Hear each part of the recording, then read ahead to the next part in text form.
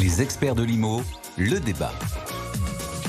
Et à mes côtés, Arnaud Accart, président d'IMO Direct. Bonjour Arnaud. Bonjour Marie. Et à mes côtés aussi, j'ai Cédric O'Neill, CEO de BRICS. Bonjour Marie. Cédric. Bon, alors on va pas essayer de se bagarrer en plateau, mais ça va être quand même sacrément intéressant parce que vous faites plus ou moins, mais pas vraiment, le même métier. Alors je vais démarrer par Cédric. C'est quoi BRICS ? BRICS, c'est la possibilité pour n'importe qui d'investir dans l'immobilier à partir de 10 €, donc des petites fractions d'immobilier. On a constaté que beaucoup de Français ne peuvent pas investir par eux-mêmes parce qu'ils n'ont pas la capacité. C'est ce que disait juste avant Sandra sur la possibilité pour certains Français de ne pas avoir accès au crédit immobilier. Et on a constaté une deuxième chose, c'est que les biens immobiliers, souvent les plus onéreux, souvent sur le marché du luxe, sont ceux qui sont les plus rémunérateurs pour les investisseurs, sauf que le ticket d'entrée est beaucoup trop élevé. Bien trop élevé. Et donc j'achète quoi si j'achète un petit bout chez vous ? Alors, vous allez acheter un titre de dette. Concrètement, il y a une société qui est opérateur du projet, qui va émettre de la dette. Donc, j'achète un titre de dette à partir de 10 €. Je vais collecter 1 million, 2 millions, 5 millions d'euros et je vais pouvoir acheter un bien immobilier. L'opérateur va faire son projet et va rémunérer les investisseurs qui sont des particuliers. Donc, au même titre qu'une banque. Donc, le particulier se substitue à la banque pour faire l'opération. Donc, on est presque plus sur une opération de crowdfunding, en fait. C'est de l'opération de crowdfunding d'un point de vue juridique. Dans les faits, on est venu mettre une couche de marketing pour qu'il y ait une variabilité et il y ait vraiment une rémunération de l'investisseur qui soit dépendante aussi du projet. Et c'est ce qui change beaucoup la donne. Et c'est ce qui permet aussi aux particuliers d'avoir le sentiment d'être impliqués dans le projet. Je donne du sens à mon épargne et c'est beaucoup ce que viennent chercher les investisseurs sur notre plateforme. Bon, je me tourne vers Arnaud. Arnaud, là, on est sur un métier qui est beaucoup plus classique qui est le vôtre. Oui, tout à fait. Nous, c'est de l'investissement en propre, c'est-à-dire qu'on va acheter un bien immobilier dans le but d'aller le mettre à la location. Très bien. Et maintenant qu'on est parti sur les présentations, qu'est-ce que je fais, moi ? Vous le savez, si vous nous écoutez depuis 10 ans, vous savez que je ne suis toujours pas propriétaire. Pourquoi pas un jour investir ? J'aimerais bien que vous essayiez de me donner les atouts et les inconvénients de chacun de vos métiers.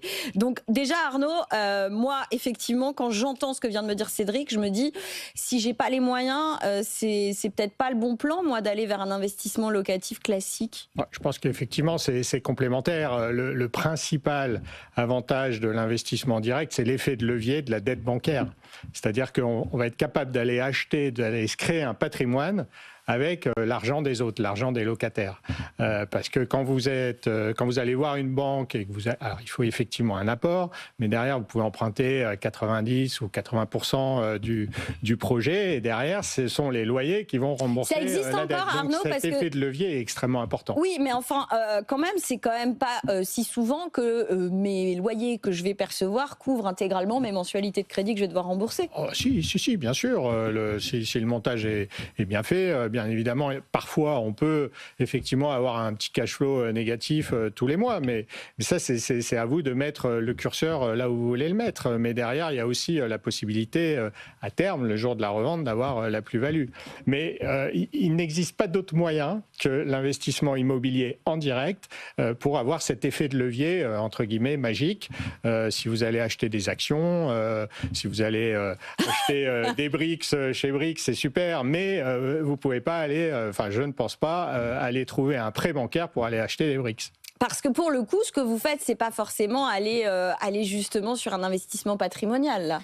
C'est pas du tout du patrimonial et en fait, l'un n'empêche pas l'autre, c'est ce que disait Arnaud. Et d'ailleurs, j'encourage tout le monde à s'endetter dans la mesure où je considère que c'est pas un taux d'endettement, mais c'est un taux d'enrichissement. C'est que je mets au travail une surface d'argent qui ne m'appartient pas.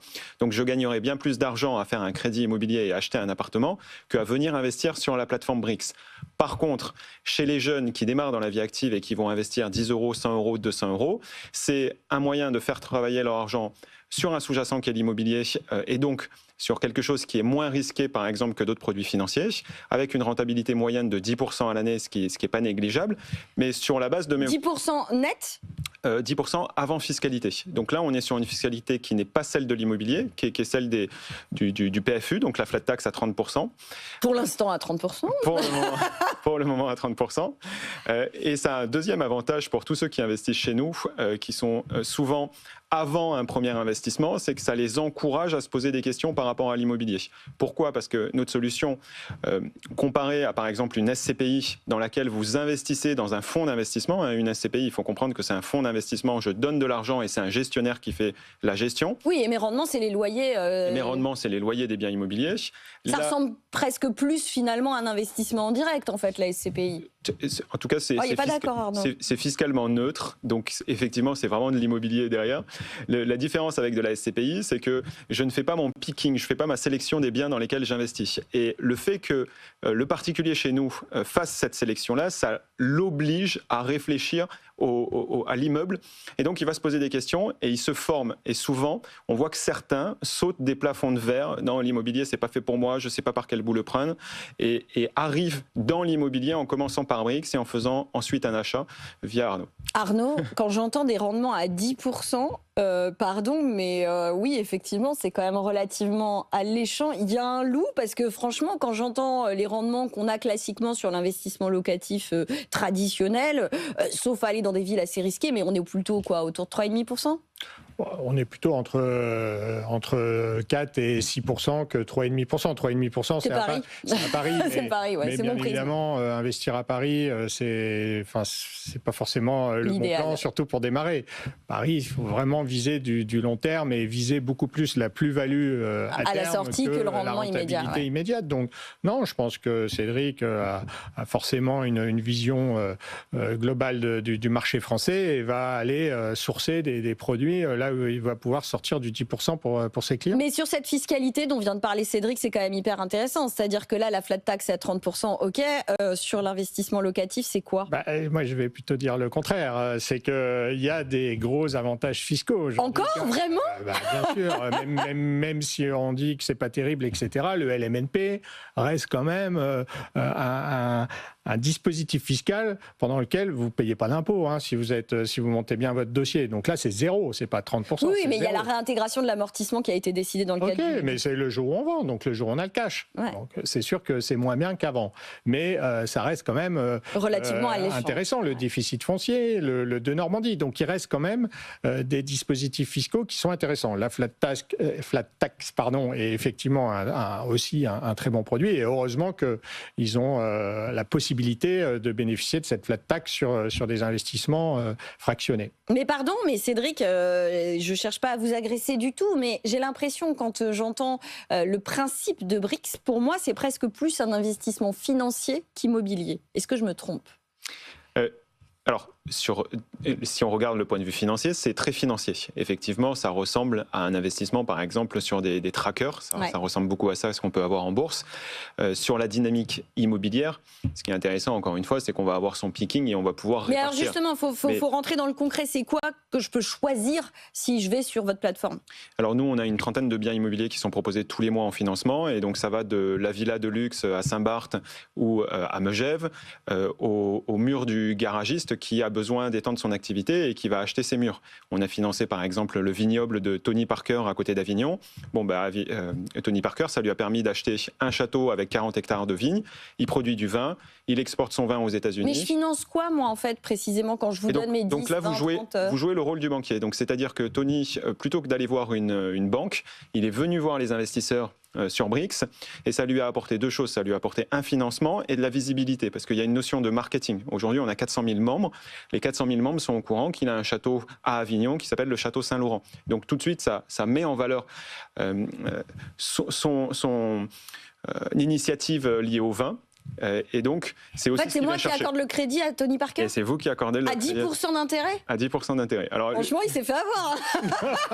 Lui avait un crédit un peu moins cher. Pourquoi ? Parce qu'en fait, c'est toujours la rentabilité sur la base d'un risque. Le risque, c'est quoi ? C'est qu'à un moment donné, celui qui emprunte, donc l'opérateur, ne puisse pas rembourser. Donc là, on rentre dans des mécanismes de garantie où il faut qu'on aille chercher l'hypothèque. Tony Parker, de par son image, de par sa crédibilité, a pu emprunter chez nous à 7% par an.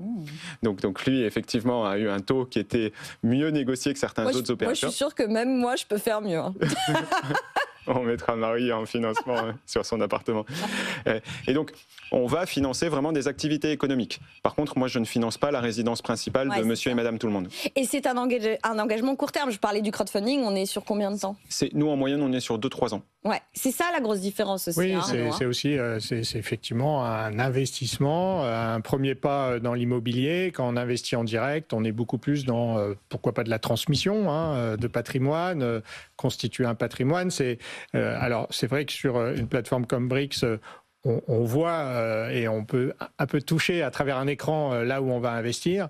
Quand on investit en direct, là, c'est mon conseil, il faut aller visiter. Faut aller visiter, bien sûr.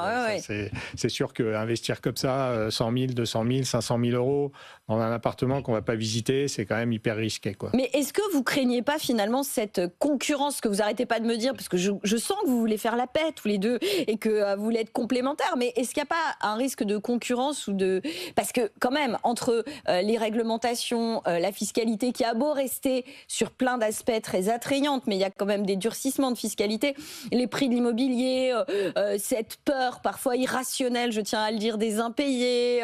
Enfin bon, est-ce que finalement, Cédric, c'est pas Arnaud demain ? Écoutez, ça, je ne sais pas. Ce que je sais, c'est qu'il y a j'ai des confrères qui ont monté des plateformes un petit peu équivalentes à celles de Cédric et qui aujourd'hui se diversifient dans de l'investissement en direct, sans les nommer BlockShare, qu'on crée Block Invest. Voilà. Donc je ne sais pas. Moi, je pense vraiment, Marie, vous voulez nous confronter, mais nous, on n'a pas envie parce qu'on sait qu'on est vraiment complémentaires. On ne parle pas des mêmes budgets. Je ne sais pas quel est le budget moyen d'ailleurs sur Brix. Le budget moyen, c'est 2 000 euros, mais pour moi, le vrai sujet... On ne parle pas de la même chose. On ne parle pas de la même chose, mais le vrai sujet pour moi, c'est le non-financement de la majorité des projets immobiliers par les banques en ce moment. Il y a le robinet qui est complètement bloqué. Alors là, Cédric, franchement, oui, il a été complètement bloqué. Il va quand même nettement mieux, ce marché du crédit. Sur les professionnels, moi, je le vois au quotidien, pas vraiment. Alors, sur les particuliers, oui. Alors oui, mais comme là, c'est plutôt de l'aspect vers quoi je vais... Effectivement. Et moi, ce que j'encourage, en tout cas tous les particuliers, à acheter au moins leur résidence principale. Mais effectivement, il y a un durcissement aussi de la fiscalité sur l'immobilier qui décourage beaucoup de personnes en 2025.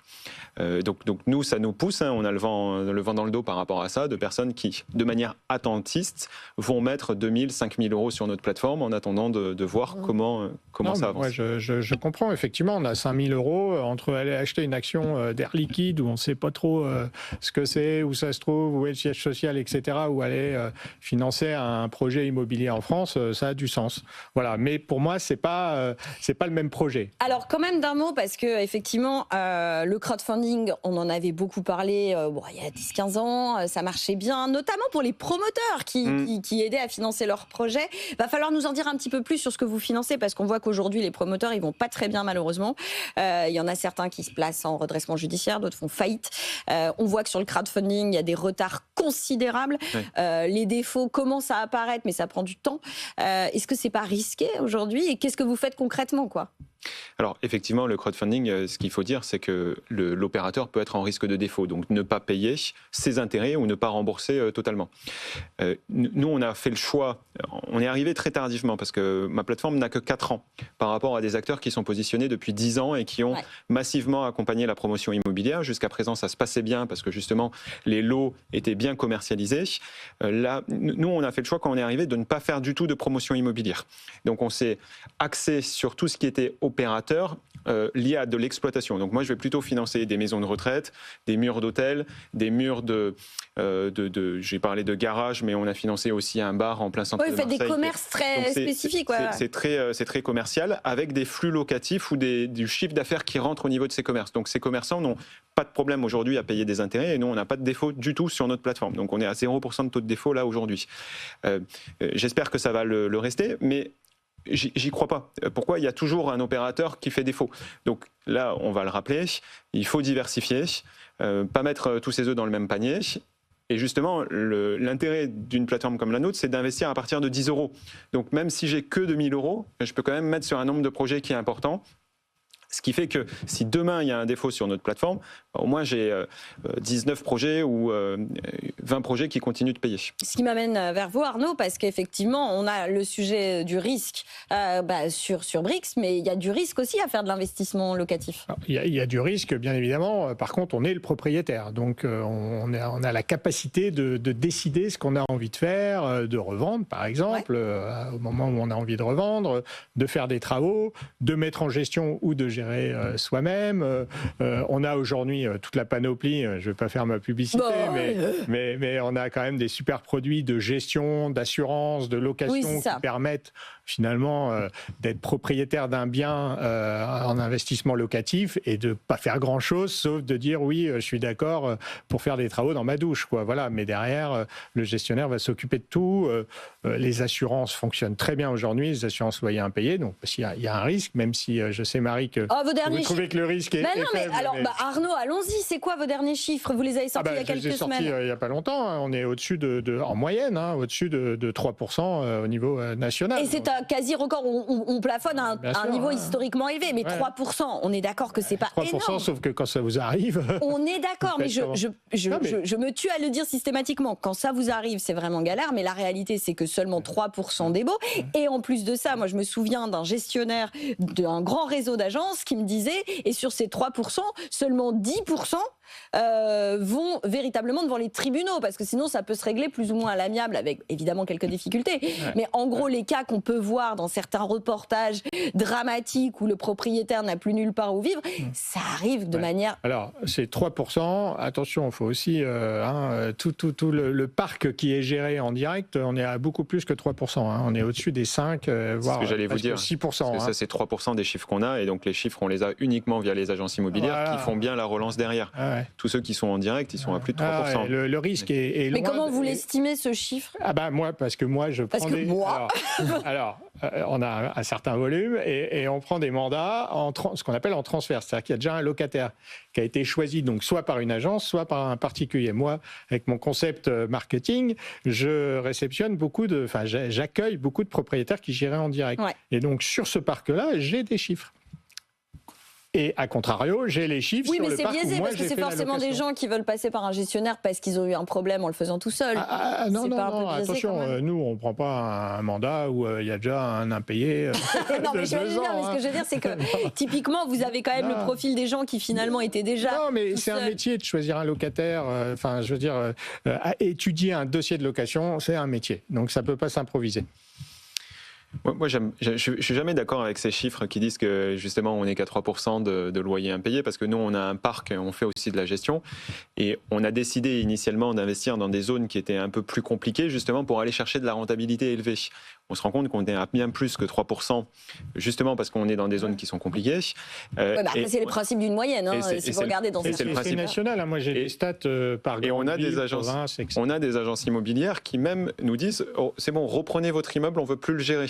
Parce que c'est trop compliqué à gérer. Donc en fait, dès que ça devient compliqué pour l'agence immobilière et qu'elle va engager trop d'énergie par rapport à ce que ça lui rapporte, tous ces lots-là qui sont compliqués, elle les laisse de côté. Donc si c'est les agences immobilières qui font remonter cette info et qui font les moyennes, on est forcément avec des moyennes qui sont biaisées au niveau national. Super. Bravo. Non, là, en même temps, ça fait pas vos affaires, Arnaud. Si vous voulez pas risquer en impayé, c'est cordial, mais je vais peut-être pas le rester. Vous voyez, vous avez commencé par vouloir être complémentaire. Le sujet, il est, si vous voulez, la tranquillité d'esprit, aller dans des centres-villes où il n'y a pas de problème, et ne visez pas forcément des rentabilités à 8%. Mais on rappelle quand même, la règle en immobilier, c'est aussi quand même de se protéger. Il y a des assurances contre les impayés de loyer. Vous pouvez évidemment choisir votre locataire. Et par ailleurs, n'oubliez jamais de communiquer, de discuter. Ça évite beaucoup de conflits aussi. Je crois que là, vous serez d'accord à peu près tous les deux. Et les impayés, ça peut s'éviter aussi parce que côté locataire, on peut avoir aussi des petits coups durs. Et ça s'anticipe aussi avec le propriétaire. On n'est pas fichu dehors si j'appelle mon propriétaire en disant c'est compliqué. Bien évidemment, il faut alerter, il faut discuter. Peut trouver des arrangements. Moi, mon assureur, par exemple, qu'est-ce qu'il fait, lui, quand il y a un impayé? Déjà, il propose de payer 3 mois de loyer au locataire s'il s'en va. Parce que lui, entre indemniser un an, 2 ans, 3 ans de loyer impayé ou donner 3 mois, il a vite fait ses calculs. Donc ça, il faut être capable financièrement de le faire. Et un assureur est capable de le faire. Mais c'est une technique qui fonctionne très bien. Bon, malheureusement, cette émission est terminée. On aurait pu en discuter pendant encore des heures. Mais vous reviendrez sur le plateau. Merci Cédric O'Neill, CEO de Brix. Et merci Arnaud Accart pour Imo Direct. Je vous laisse entre les mains expertes de Lorraine Goumeau pour Tout pour investir.